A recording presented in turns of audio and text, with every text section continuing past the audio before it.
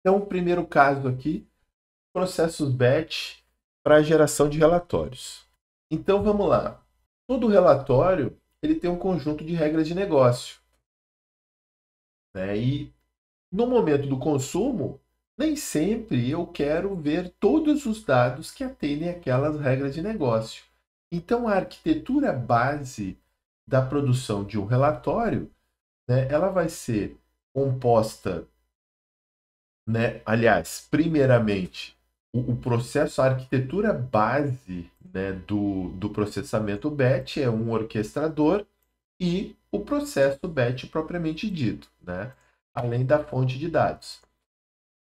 E aí, agora sim, e a arquitetura base da produção de relatório, ela vai ser uma leitura de um conjunto de dados de uma base primária, né? Ou seja, a base onde estão os dados que me interessam, e que vão responder à pergunta que foi feita, né? Que o relatório vai ter que atender.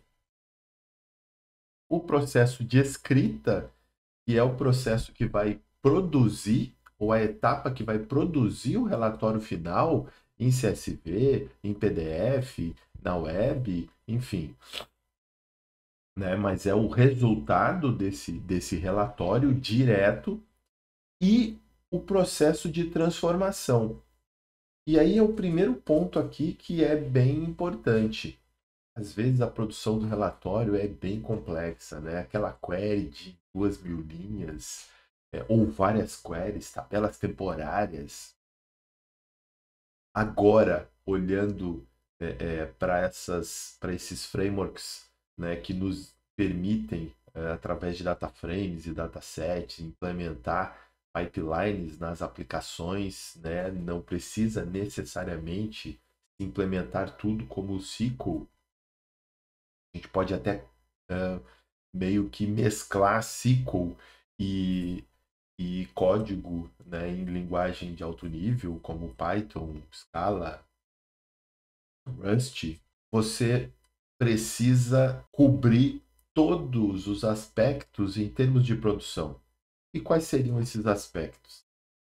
Dentro da transformação do relatório, eu preciso selecionar os dados, ou seja, eu tenho regras que vão filtrar os dados na origem, os dados que atendem aquelas regras de negócio.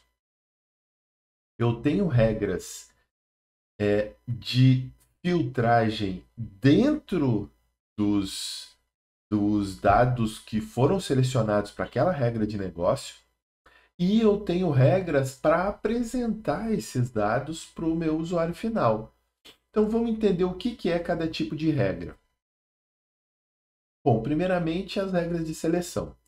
São aquelas regras específicas de relacionamento de dados. Então, assim, eu quero um determinado tipo de produto, eu quero um determinado perfil de usuários ou perfil de compra, né? Já as regras de filtragem, dentro desse conjunto de dados que me foi selecionado para responder, aí eu controlo período, né? Eu controlo a distribuição, eu controlo um tipo dentre os tipos que eu peguei de dado. Por exemplo, se eu peguei um perfil de produto, eu estou pegando todos os produtos vendidos pelo meu site no último mês.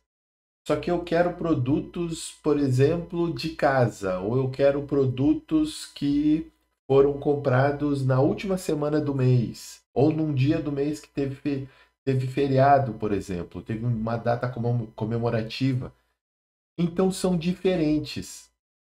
E se eu mesclar essas duas regras no mesmo processo, eu estou criando um acoplamento maior, né? Eu já tenho a pipeline acoplada à geração de um único relatório. E dependendo de como eu construir essa pipeline, até mesmo o relatório ele já se torna mais específico e mais difícil de dar manutenção. O que vai acabar me fazendo duplicar esse relatório, né, com pequenas variações, mudança de coluna, mudança nas regras de apresentação.